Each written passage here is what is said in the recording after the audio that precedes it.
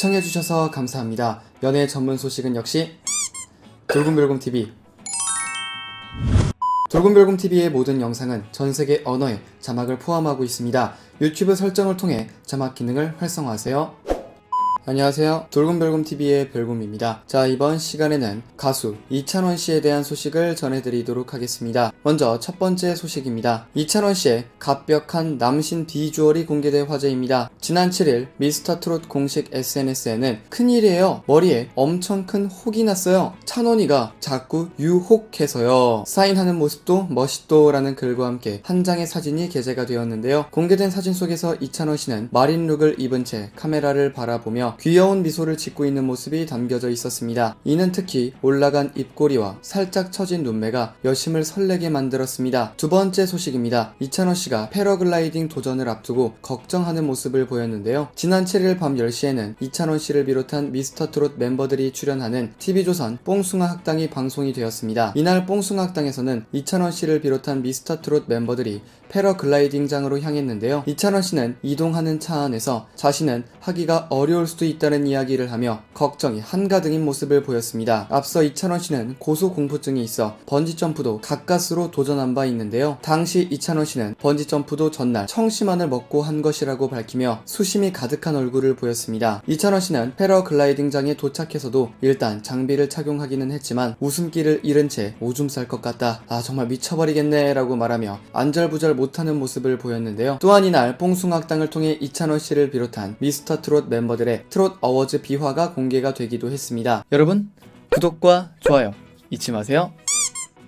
이찬원 씨는 연습 도중 생방송이었으면 방송사고 수준이라며 합이 좀처럼 맞지 않은 상황에 웃음을 지었습니다. 이에 무대에 특단 조치가 진행이 되었고 모두가 정신을 바짝 차리고 또 한 번 전체 안무 맞추기에 돌입했는데요. 이는 틀린 안무를 완벽하게 시정해 구현을 해내는 것이 관건이었던 것이었습니다. 더불어 이날 이찬원 씨는 영탁 씨의 자화자찬 칭찬을 싹둑 잘랐는데요. 트롯 어워즈에서 영탁 씨는 무대 아래에서 주현미님의 무대를 보면서 감탄하고 있던 중 방송으로 나가는 모니터 화면을 확인하고 이찬원 씨에게 잘생기게 나오는 것 같다 라고 말했습니다. 그러자 이찬원 씨는 웃다가 정색을 하곤 아니라고요 라고 덧붙여 웃음을 안겨주기도 했습니다. 세 번째 소식입니다. 이찬원 씨가 10년 쓴 지갑을 바꿨습니다. 지난 8일 엘르코리아의 유튜브 채널에는 환절기엔 뽕숭아가 보약, 오늘의 틈이부터 무명시절 이야기까지 뽕숭아학당 F4의 입단 폭발 릴레이 인터뷰를 공개합니다. 엔돌핀 충전하세요. I 엘르코리아라는 제목으로 영상이 업로드가 되었습니다. 해당 영상 속에서 이찬원 씨는 최근 가장 플렉스한 것이라는 질문에 10년 동안 엄청 낡은 지갑을 쓰다가 최근에 지갑을 바꿨다. 지갑이 두껍고 낡으니까 주머니에서 계속 빠진다. 그래서